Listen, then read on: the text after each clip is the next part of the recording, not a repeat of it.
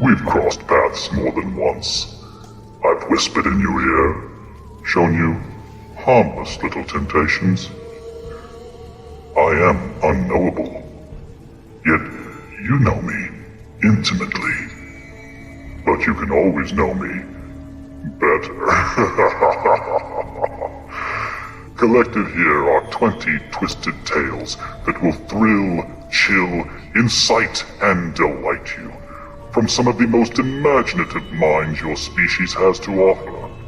This exclusive Indiegogo printing of The Devil You Know Better will be limited and numbered, with signatures from Mike Barron and Hart D. Fisher. Stretch goals achieved for this campaign will add interior chapter illustrations by Stefano Cardacelli. The Devil You Know Better. Back it on Indiegogo today, while you still can. Oh, and suddenly we're here. Yes. Hello everyone to another episode of A Drink with Brink, where I talk with other indie creators about their lives and their careers and their campaigns, because people often invite me to their shows and I appreciate it and I want to do something in return for this amazing community. So yeah, guys, I'm not sure what I can tell you today. It's a bit slow. We're still working on finishing the third issue of Perfect 10. The rest is completely done. The other books are done. There is artwork being produced by is produced by Alan Goldman, which is now being inked by Peter Palmiotti. After that one is done, it needs to be colored, and this will be the back cover for the book. It will be fantastic. And we have like little things like the stretch goals, like the training cards are all printed. The magnets. Oh, wow. Look at this. This is a magnet. So everyone gets a cool magnet. That's amazing. It's also drawn by René Bergmans, who also drew the trading cards for this campaign and the stickers for the previous campaign. So yeah, I love that little consistency in style, you know. So yeah, it's good to see you guys here. Let's see who's in the chat with us today. It's Critical Blast. Let's go. All right, nice to see you. And Dr. Rhino. Dr. Rhino's here. Welcome, Dr. Rhino. Nice to see you. And that's attractive. Yes, it's a pretty magnet. Okay, guys. This is the first drink with Brink, where I have a guest who didn't make a comic or something comic related. It's a book. It's a novel. So that's a first. So that's cool. Oh, Mike is here. Mike, magnets over stickers. Oh, really? You prefer magnets over stickers? That's good to know. And then we have Alan Dunford, back mine, and can't wait to get it. Oh, that's good to hear. Okay, let's just jump right in, guys. Let's bring on the man of the hour. So here is Mr. R.J. Carter.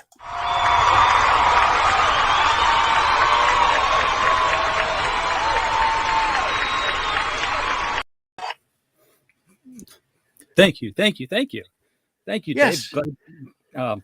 And by the way, I just want to say real quickly here, if you're ever looking for guests who have actual talent, actual talent. Yeah. I'm talking about myself, of course. Of course.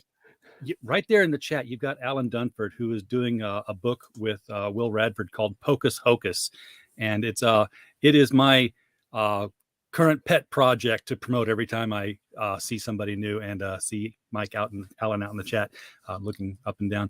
So yeah, definitely check out Pocus Hocus. I think you'll like it. Excellent. Yeah. Pocus Hocus was one of the nominees from it was, in fact. Yeah. Yes. It came very close. Yes, very close. By the way, I got the look there behind me. There on on the shelf. I need to find a more prominent location for them, but they're right there. Well, thank you. Johnny frickin' Cage. Hey man, welcome. Nice to see you. Then we have Shadowhawk. Shadowhawk Talks. Hail Dave, RJ, Mike, Fanoff. Yeah, everyone. Hello, hello. Cool to see you. Got an active hopping chat here on a beautiful Sunday afternoon. Yeah. Oh, you're too kind. You're too kind. Yes, a lazy Sunday. Indeed, lazy Sunday. So let's just have some fun and talk about RJ Carter and his book and his. So I think within the indie community, within this little community that we have, that almost everyone knows you. That's not always a good thing. Yeah, but in this case, I think it is. But maybe people are watching who don't know you. So can you tell us a little bit about you? What's your history with comics, for instance? Oh, sure. My history with comics goes way, way, way back. Almost to the David Copperfield level of storytelling now. Wow. I was born in Sparta, Illinois in 1967. And if you are an old-time comics fan, that actually means something to you, because Sparta, Illinois had the big printing plant, and every DC and Marvel and every other comic book was printed in Sparta, Illinois before it went out to the rest of the world. Oh, wow. So as a result, there were no comic shops around me. It's sort of like, finding ice cream parlors in Alaska. You don't have them because you don't need them. People brought home overruns like you'd bring day-old donuts back from the bakery if you worked there. So, if you wanted a comic book, you just found somebody who worked there and said, "Hey, let me look at what you brought home." And right, it was that's yard a luxury, sales man. Comic shops. Wow. So you kind of were born into it. You it was normal to see comics everywhere. All over the place. Now, of course, I was, the kind of geek who was attracted to them. I was reading them at 4 years old. And I mean, not just looking at the pictures, but I literally learned how to read off of them. I thought everybody could read. In fact, I didn't think it was anything special. So I went through kindergarten and first grade with nobody knowing that they were boring me with all this Dick and Jane stuff with phonics. I'm like, seriously, who is this for? Come on. Yeah. But they found out, and then they promoted me up a reading level because I got in trouble for not paying attention to the teacher. Oh, no. Yeah. And it was one of these things where she's got this. Yeah, well, she had this big sign up, with a big picture of a pretty plant on it. She's reading the big words that are on there out loud and slowly. And I'm, I don't know, I'm following a bug on the floor or tying my shoe or something. Right. And she finally said, "Would you like to read it to the class?" I'm like, I'm like 6, I don't get sarcasm. Because she assumed that, I couldn't, therefore I should pay attention. So I just looked up at it and I said, "Plants generate energy through a process called photosynthesis, in which they take sunlight into cells filled with chlorophyll." Boom! 2nd grade reading. And yeah, I remember the sentence distinctly. And I was, I could have gone on first. Said, "Well, yeah, that's how the Floronic Man operates. The Flash has to take him down all the time, and he has to know this stuff." Right. So were you like a prodigy, or no, just reading? No? I was just, I could read real well. Right. Because of comics, and then people tell you that comics aren't educational. Oh yeah, that they're confusing the content with the container if they do that. Because yes, comic books are the most educational medium that's out there. Now, what you put in them, that could be junk. But the process itself of combining words and pictures to tell a story, engaging both sides of the brain at one time, yes, that's genius programming right there. Yes, the same with me. When I started to read comic books, I was very young. First, you only watch the pictures, and then later you start to read, and you're basically learning to read without realizing it. And from at school, they wanted you to read books. That these were these book read assignments, and and those were always boring and didn't really feel like it. But I had stacks of comic books, and I read the shit out of those, you know. Yeah, So and the yeah, funny thing is that now that schools want you to read graphic novels, and Scholastic is producing the graphic novels, and for whatever reason, now that they want you to do it, nobody's reading comics. yeah, They yeah. read It's weird. Dogman and then they graduate. I heard a lot about Dogman, and I never actually seen one. You're not missing anything. Oh, I really? mean, Okay. it's the same. It's Dave Pilkey, the same guy who did Captain Underpants. So it's he's got this deceptively simple art style. I mean, you look at it and you're like, a 3-year-old could draw that. But then you look at it more, it's like, but it's consistent and it's got a nice line style, and they always look like so he's drawing something that looks deceptively simplistic. Yes. And yet it's it's good. It's good art. Mike says, agreed, at least now that Hollywood's practical effects field has been suicided.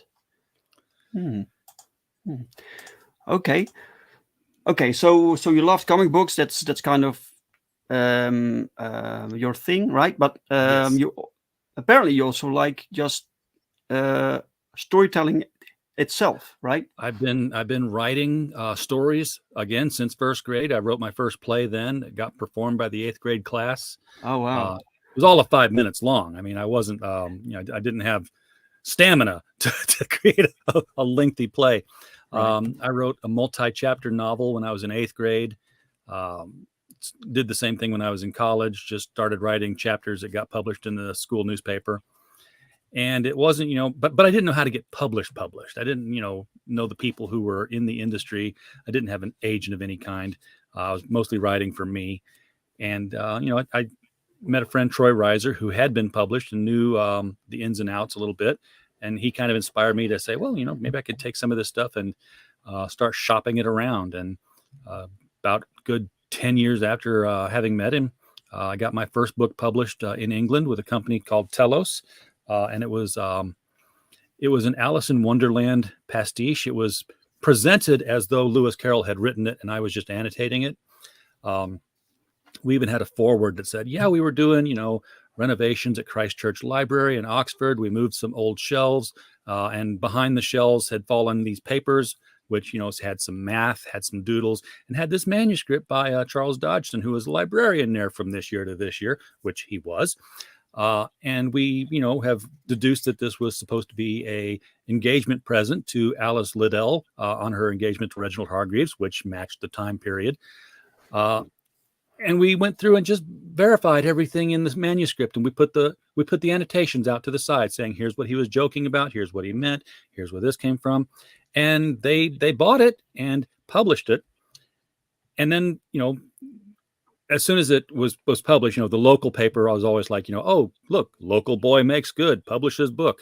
Let's interview him and do the story. So they got a copy of the book and they read it, and then they came to do the interview. And the first question they asked was, so when they found this manuscript, why did they come to you to do the annotations? Like, oh, you bought the whole thing, didn't you? You don't understand. Yes, these are factual events. Yes. But there's a big lie. There was no renovation. The manuscript was not discovered. It's a story that I wrote based on events that happened in his and her life that he would have focused on. I made it fit the time period. I made it fit his writing style. And you guys actually thought Lewis Carroll wrote it. Thank you very much. Yeah. Mission completed, right? Yeah. That means you're doing pretty good as a writer. If you can fool people that you're a different writer. Yeah, nice.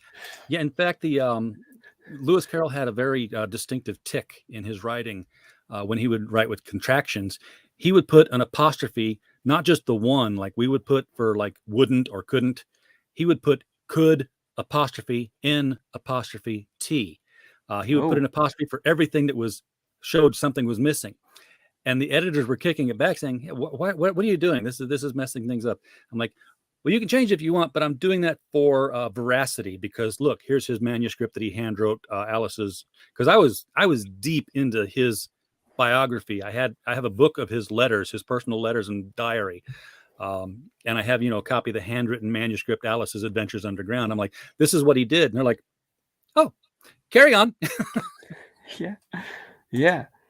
Shadowhawk Talk says, I actually improved my vocabulary nicely by reading comics as a kid. Yeah, you will. Yes. I mean, you read Flash back in the 70s. You always got those flash facts. It was like vocabulary and it was science.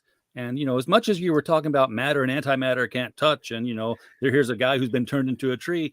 At the base of all that, there was real, grade school science and sometimes a lot higher. I mean, that Earth 1, Earth 2 stuff that they were doing, that was pulled from, the Einstein-Rosen-Podolsky bridge, quantum theory. That's some heavy stuff that we were getting in comics. Yes, not only that, it didn't only teach you how to read, but it also inspired to be imaginative and to connect certain dots and to follow a story structure. You kind of learned it without even realizing it. But stories, how stories are told, the difference between being good and being evil, morality, those kind of things, Yeah, and you could write a story from beginning to end succinctly. There was not a comic book in the whole 60s or 70s or even the 80s that took 12 issues to tell the story. Yes. We got it done in one, guys. Yes. Which, by the way, is very difficult. Yeah. When you look at it right now, it's like, wow, they did one story within 22 pages. That's amazing. Yeah. And they'd carry subplots along. I mean, people evolved and characters grew, but you didn't have to drag it out. They weren't writing for the graphic novel, though. They were writing comic books. There was no reprint market. There was no reprint market until Dark Knight Returns and Watchmen. Yeah. The mindset back then was basically every comic book can be someone's first. So you just had to be able to pick it up, have this little adventure. That was it. Nowadays, it's very difficult. You pick something up and you have to read like 6 issues or something. Yeah, exactly. It wasn't even until Camelot 3000 that they introduced the concept of the Maxi series. Like, yes, it's a long story, but it has a definite end, and we're canceling it after 12. And they weren't even thinking of reprinting it then. Yeah, as a paperback. I mean, right? Yeah. Okay, so you love comics, but you also read books. And did you have some favorite writers? Oh, I had a lot of favorite. I was reading Arthur Conan Doyle in 3rd grade. Louise May Alcott. I was reading Little Women, and then my assistant pastor gave me a sack of science fiction books. And the first thing I thought was, you're an assistant pastor giving me Andre Norton books, and this girl has titties. Well, I don't understand what's going on here, but thank you. So I started getting deep into science fiction through Andre Norton, reading things like Dragon Dust and the Jargoon Pard, just crazy stuff. And from then on, I was like, yeah, I'm reading this science fiction stuff. This is the thing for me. Right. Excellent, man. Yeah. Neil Gaiman used to be, I don't say used to be as in, I fell out of love with him or something, but I just haven't read him in recent times. But Neil Gaiman was a huge influence early in my writing career. When I was sitting down to write short stories that didn't go anywhere, I would always pick up an issue or two of Sandman and just read 2 chapters to get voice established in my head. I'm like, okay, I've injected Neil. I can sit down and write now. Right. But that was for writing comic books or for writing stories? Writing stories. I've only ever once attempted to write a comic book. I wrote 6 issues, and it was with a guy who wanted to be a publisher. And he had an artist, Rajiv Golay, in Nepal. Rajiv, I don't know where you are, but your stuff was brilliant. Hope you made something of yourself. He did the character sketches for the entire design that I set up, and then said, okay, publisher, I'm ready to go. Just pay me. And that's kind of where that thing stopped. Right. Because I was like, hey, you know what? Just pay me royalties on whatever sells. I know it won't be much, but what the heck?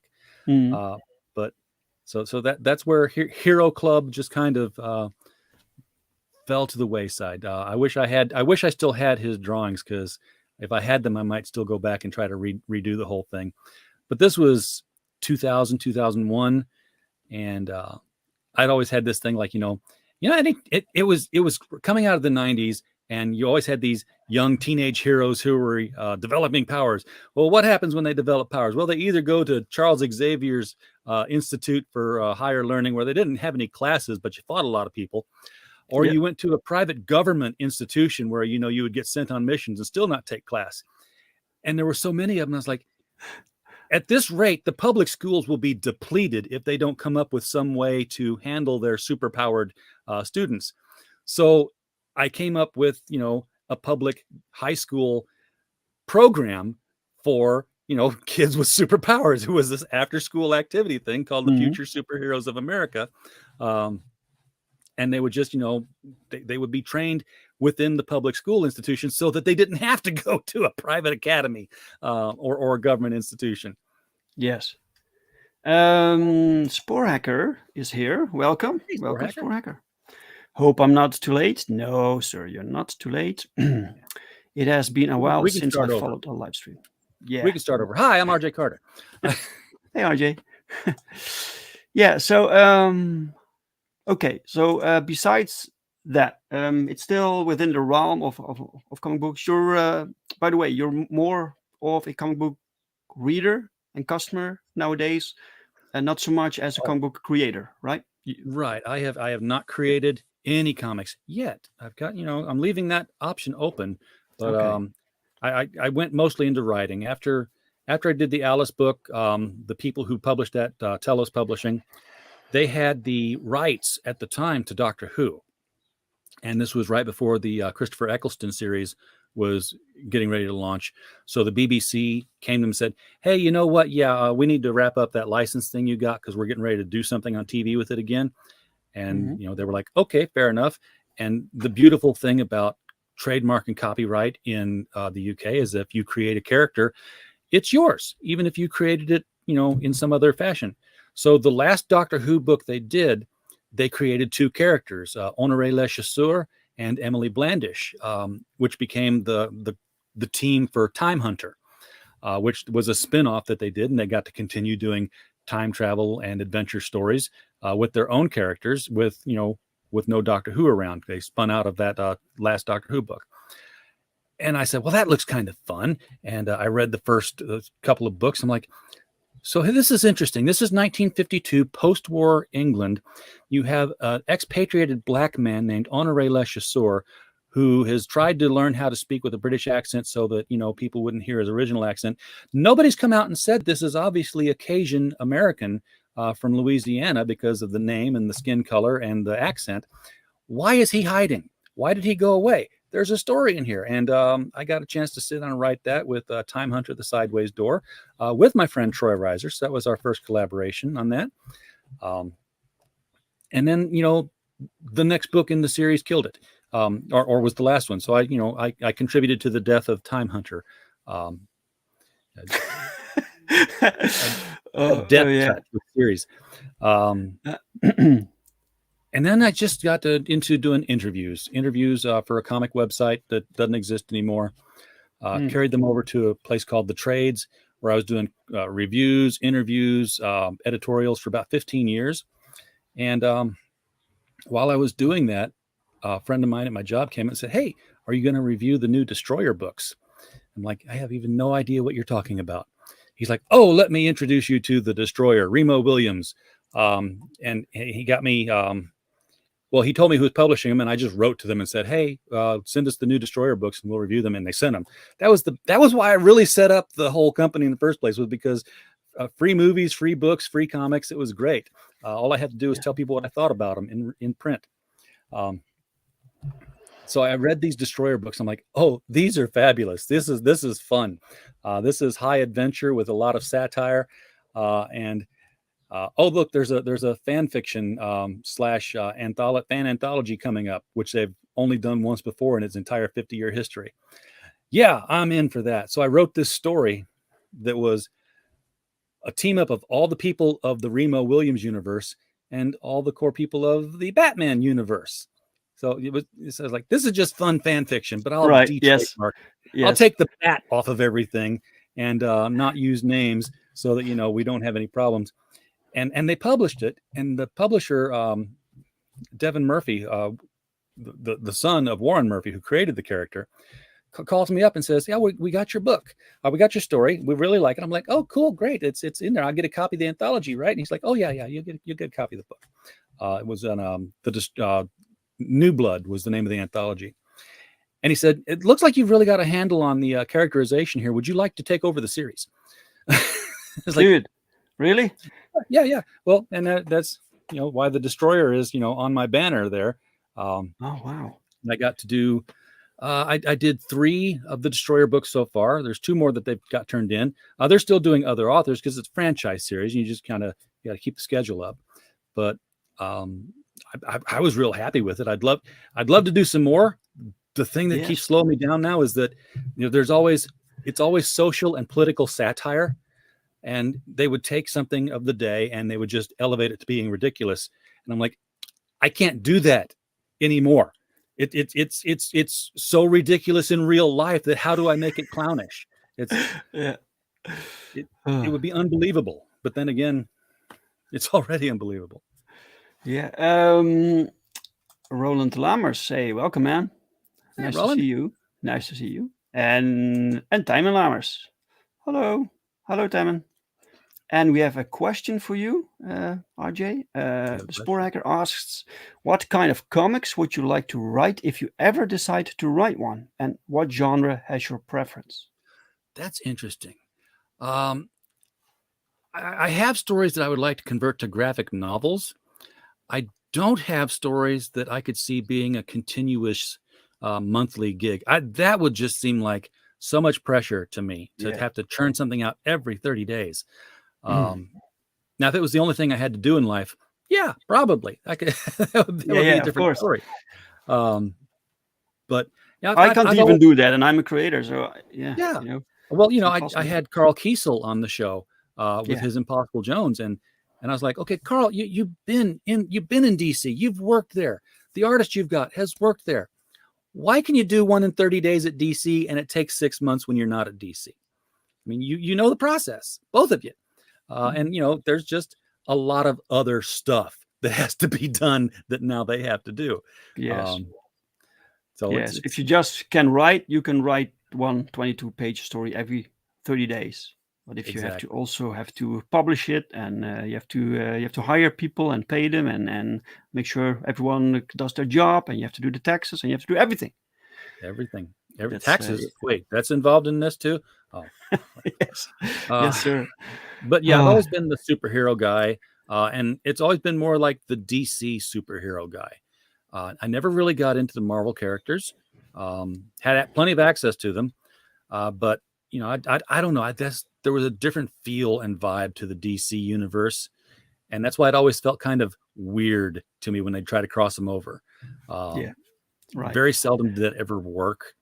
I think the one time it did work was a Batman Daredevil crossover. I'm like, okay, yeah, this is working out just fine. Yeah. Okay. Dr. Rhino also has a question, I think. Mr. Carter, what is this book about again? Let's go to that. This book we haven't got to. that's a good segue. We're in the halfway mark, so let's bring up your campaign. Share the screen. Cancel. I'm having the wrong screen. I have the wrong screen. Share screen. Here we go. It's about this campaign. We're talking about The Devil You Know Better. Yes. Cool. So having worked with the Destroyer people and with Telos and a couple of other people who were publishers, I got the crazy notion that publishing was a whole lot easier than writing. So why not do it? So, we already had Critical Blast at that time. And I said, we'll just branch off and have Critical Blast Publishing. And I put out a call for short stories for an anthology called Gods and Services. And the theme of that was that there was the little pop-up shop would put up a sign that said goods and services. One of the O's had fallen off the sign, so it looked like it said gods and services. You'd go in and buy something, and then the store would disappear afterward. And then whatever you bought came with a god. And because you had made offering to get the thing, the god was now obliged to make your life better. Whether you think it's better or not is up to the god. He's just going to, make your life crazy. And we struggled to get 10 stories for the reading period that I had open. But we got 10 good stories. And we had one of the things I set off to do from the very first was that I wanted to get unpublished writers and thoroughly published writers together, because I wanted the new writers to be able to say, hey, I got published. And not only did I get published in an anthology, but I'm in here with this guy and this guy who you know. So look, I'm a real writer. I'm a real, I'm in this game now. And having done all the book reviews for thetrades.com and then criticalblast.com, I knew these authors through Scholastic and through Simon and Schuster, and I could approach them and say, hey, we're doing this. Do you have anything that would fit this or could be fitted to it? And, participate and help us out for paltry amounts. And they almost always said, yeah, I got something here. So we had Ira Bloom, we had David Peterson, and we had John Della Rose in Gods and Services. And then, the other 7 were brand new authors who were still coming up. Mm-hmm. Well, when I wanted to do The Devil You Know, which was the one before this one, yes, it is an anthology of short stories, thematically linked. I said, I know how hard it was to get stories for Gods and Services. So I'm going to give myself an extra 2 months to keep that reading period open so we can get, a decent amount of stories. Funny thing, when you've actually published something now and paid the people for it, it's a different kind of game. I had 175 submissions come in for The Devil You Know. Yeah. I could not pick 10 good stories. I had to expand to 20, raise the budget on it. And it was, it didn't shake the world, but I was very happy with it. I thought it was a very successful project for us. Not financially successful, but, literarily successful. Yes. So I said, and when I saw the cover that the guys who had done the design turned in with him holding that contract with his tight fist, I'm like, oh, keep that artwork, boys. We're going to reuse that, because I knew right then we were going to do The Devil You Know Better, the second volume of this. So this is the soft cover that is already out in paperback on Amazon. It is a good 364 pages long. Yes. It's a hefty book. Yeah. It's a hefty book. So, and we got Mike Barron to do a story in this one. We got Hart Fisher to do a story in this one. We have, where is he? Richard J. Brewer, who has a story in this one. Richard's the guy I didn't expect to get in this book, because I knew Mike and I knew Hart, and I'm like, hey, would you be our authors to, anchor this one? And then out of nowhere, Richard sends in the book. I'm like, why do I know that name? Why do I know that name? Well, he's done this series called Culprits, and it's been picked up by Disney Plus, and it's a series on their streaming service. I'm like, okay, great. I don't have to reach out personally. They can just see that stuff. But he liked the idea of, stories of people's encounters with the devil, whether it's horror or whether it's comedy or whether it's science fiction. This runs the gamut. The entire premise is somebody meets the devil and something happens. You decide what. So we've had folk tales, we've had drinking contests, we've had science fiction on other planets. It's a wide open. So when I did this one, one sec, RJ. I want to say hi to Greg. Welcome, Greg. Hail, Greg. Mr. Gun Demon. Yes. Yeah, cool. So how do you, how did you come up with the theme for this book? I came up with the theme because I had all these short stories that I had not finished, I had started on, and one of them was called The Devil You Know.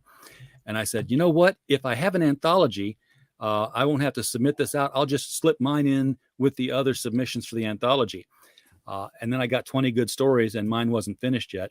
So I'm like, okay, next one. So now we've got The Devil You Know Better, and we've got 20 excellent stories in here, and mine's not finished yet. So I've got I've got one more chance to get The Devil You Know slipped into The Devil You Know Best. Yeah, choose your own satanic. There's a thought. Somebody should, if somebody would turn in a short story that was a choose your own adventure format, I would play with the page numbering on that to make it work, and get that in. If it was well written. I mean, I do curate things very carefully. One of the things that when stories come in, first thing I look at is the manuscript in the William Shun manuscript format. If it's not, it goes to the maybe I'll read this later pile.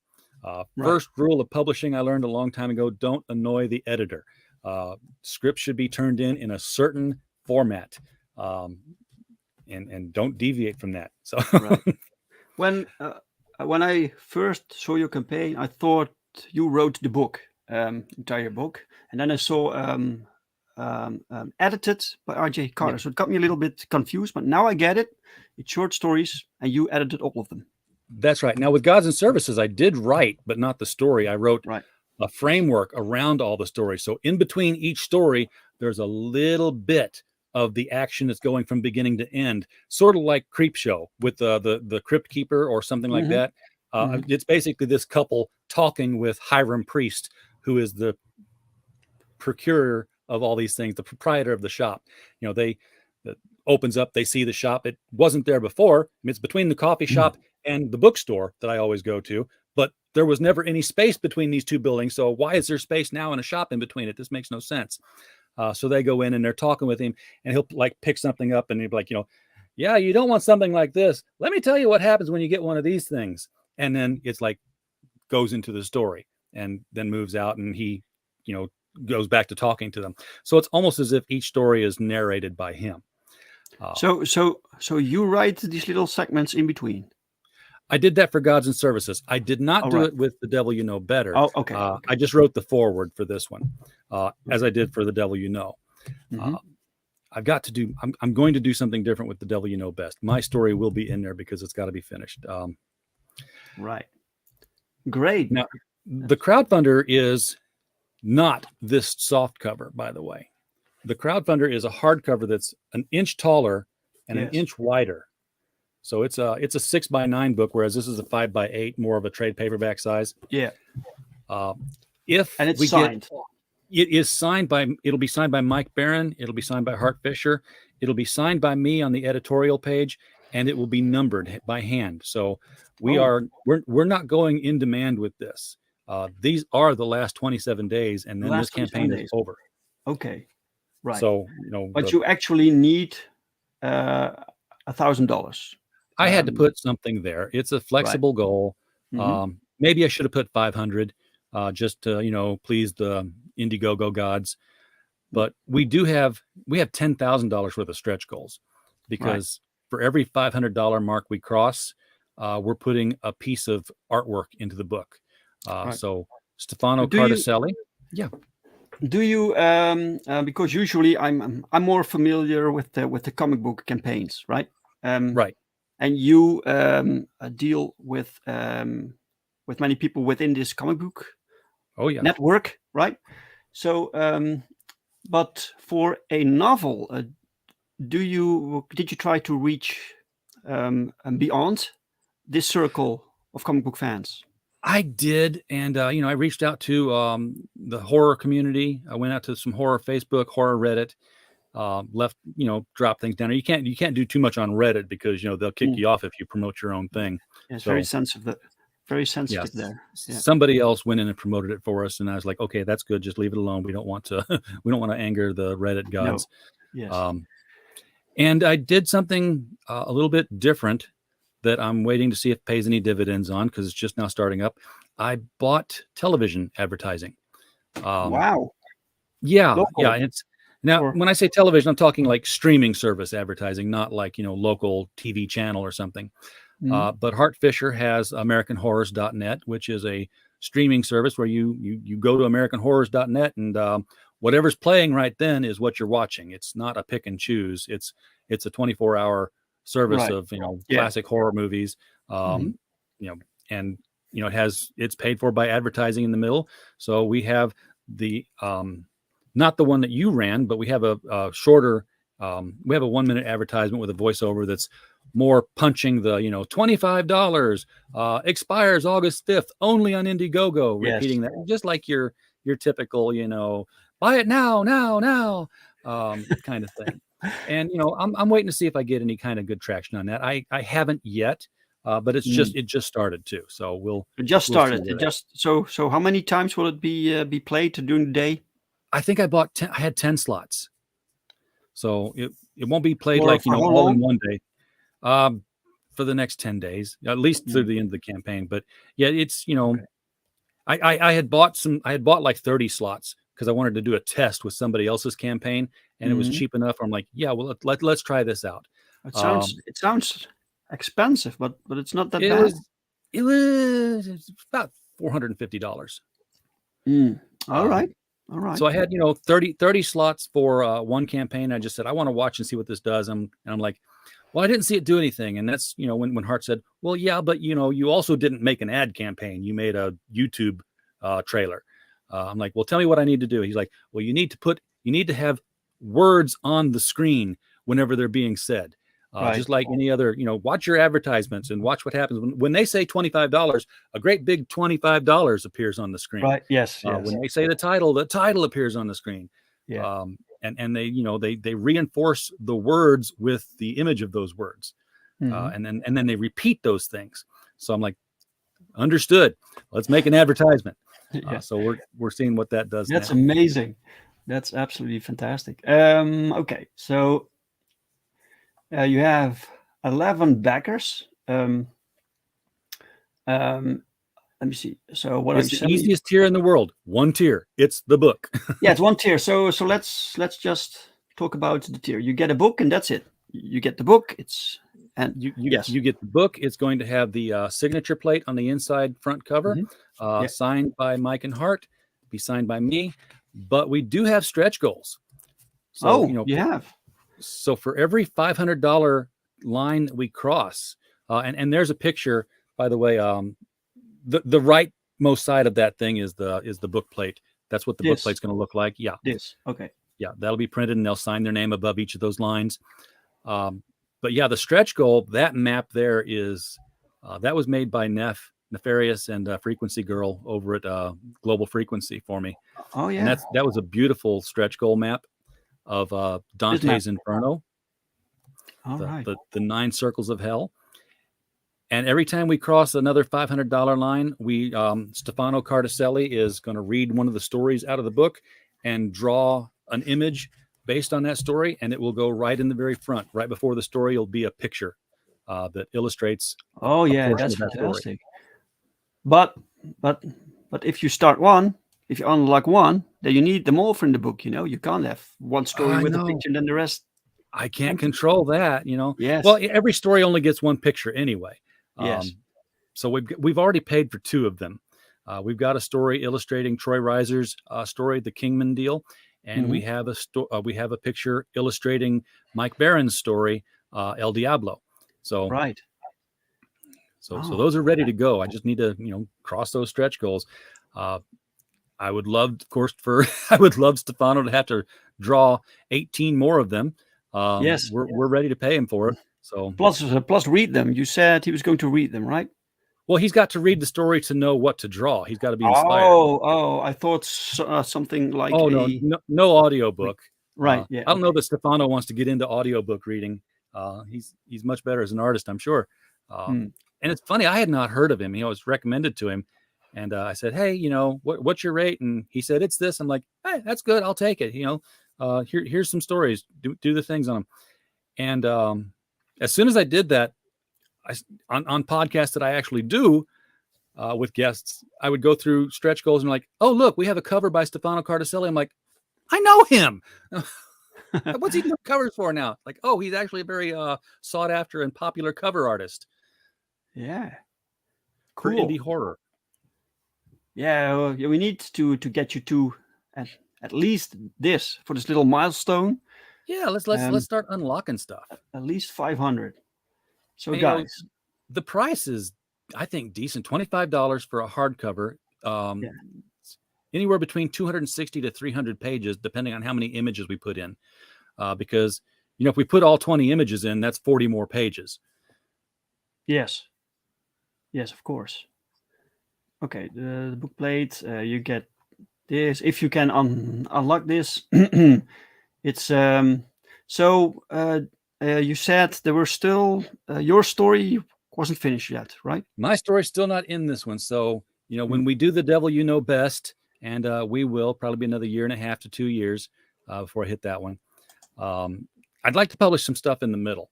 Right. We actually had a book that I didn't talk about that is not an anthology, where again, we're just the publisher on this one. We did a hardcover young adult superhero novel by Stephen J. Mitchell called Bulletproof. And it's available in hardcover, softcover, and ebook on Amazon. Just look up Bulletproof and Critical Blast so you don't find all the other copies and everything else with the same name. I'm going to work on that shipping cost, Boar Hacker. Thing is, I don't know. I have to have a bulk to ship to Europe. Obviously, I've got a shipping business, or maybe not so obviously. Dave knows about it. Yes. And we have a European hub where I can send things in bulk and have them broken down there. But if I only got 2, there's no point to it. It just goes direct. But Bulletproof was a fun book. And he's working on the second one in that series as well. It was just this 16-year-old kid in public school, by the way. And he wakes up on his 16th birthday to find out he's bulletproof. But, he also has the attention span of a ferret on pixie sticks. So he has to have his friends kind of keep track of him and keep him on point. Okay. Bulletproof was also the working title for Invincible before it was named Invincible. Oh, okay. I did not know that. I still got to watch that. Okay, I'm talking about the comic book. I knew it was a comic book first. I haven't, but I need to get into it. Yeah. Okay, nice. This is the simplest campaign that we ever featured here. So it's 1 perk. I've never seen that before. 1 perk. That's excellent. So not much to. If I get all 20 illustrations, then there's an unannounced, not so much a stretch goal, but an additional prize to the $10,000 stretch goal. And that is that I will, I'll work it out with Stefano to make sure I can, but not only will they be illustrated in the book, but I will put all 20 illustrations together as a packet of prints that will come with the book. All right. Yes, of course. Gregory's not a fan of Invincible. Oh. Yeah. All right, man. Sounds great. Usually I have like visuals to talk about, and in this case it makes it very difficult. So you're throwing me off here, man. So is there something else we need to know about this campaign, this book? Only that there's only 27 days left to get it. The book, obviously, it's written. I don't have to produce it. The text file is already there. All I have to do is reformat it to slip the pictures into the right place. Some time to send the number of book plates to Mike and Hart for them to sign and get back to me. And then they get mailed out and printed. This is going to be printed to order. So, if we have 11 to get, then I'm probably going to print 20. I'm going to round it up to the nearest 10. Yes, of course. To have damages and stuff like that to take care of. But you're going to get it in the order that you backed it. If you're backer number 3, then you're going to get number 3 of however many we print. You may get a lower number because, some people just donate. So with no wanting to get a book. So if the second person was just a donation, number 3 might get book number 2. Mm-hmm. It would be cool if you could also sell this book through other platforms, or conventions, for instance, or I don't know. At conventions we'll definitely have this, and if we have no damages, obviously the overstock is going to we'll sell it in some way, shape or form, but it's not going to be where we had 11 backers, so we're buying 500 of them. No. It's going to be a very limited collectible, right? And you won't go InDemand. So 27 days, then it's done. It's over with. The viewers that I get are mostly from Europe, I think. So people need to know this English too. So if you don't mind reading English novels and you like horror, right? Most of this is horror. A good portion of it is horror, but Right. again, we have a story that involves going to an alien planet where salt mines have been in operation and people are running out of the cave all the time, and someone's got to go Right. investigate why. Yeah. We've got a detective noir thriller in there set in the early days of television. Which people have wide imaginations. One of them has the ghost of Elvis on the case. So Awesome. Excellent. Yeah, man. Okay, well, guys, check out this campaign if you like books. I will refresh. I always do that. You never know. You have 11 backers now. You never know, man. Drum roll. Refresh. 11 backers, but we didn't lose any. No, you didn't lose any. Luckily, phew. But you have 27 days. So okay. Are you going to other streams to promote this? I'm going on whoever will have me. I think. Let's see here. Oh, this is also new, by the way. When you start up Indiegogo now, it brings this up. Oh, that's interesting. Yeah, that's new. Yeah, I'm going on Radio Retro Future this Wednesday at 1 p.m. Eastern. And then I'll be on the Nerd Bacon show right. Thursday at 8 a.m. Eastern. So, Dark Side, hello, man. Yeah, I'm going on a couple of them. It'll be fun. Nice timing, Marinus. Yeah. Okay, guys, I put the link to this campaign in the description of this video. So check this out, guys. You can also still back Perfect 10 issue 3. We're still finishing this, and then it will also go to RJ, and RJ will make sure that people in the United States get their comics. Absolutely. And you can sign up to American Bliss Father's Pride Part 1, written by Michael Oden and drawn by Eric Hodson. Oden didn't tell me he did this. Yes. Yes. Okay, now I've got to sign up for that because we fulfilled the embrace and we're getting ready to fulfill SPQR. So I received it. I had this little unboxing vid a little while ago. Yeah, I saw it. You were part of it. Yeah. So great. Okay, RJ, if people want to follow you, where can they find you? We are Critical Blast on every single social media platform, so it's very, very easy. Just search for Critical Blast, all one word, anywhere you go. We're also at criticalblast.com, where we still do reviews and interviews and all that good stuff. Yes, check that out, guys. Okay, this was the stream for now. Thank you so much, RJ, for being my guest. Thank you for having me. Yeah, you're very welcome. Special thanks to the chat for showing up and for being here and for your questions. And please like if you appreciated this stream and share. And I will be here next week with another drink with Brink, and I will be at Dark Side's channel right after this stream. So hop over there for a little chat about comics and whatnot. And I hope to see you guys. Yeah. And I hope to see you guys next time. So bye, guys. Bye. Thank you.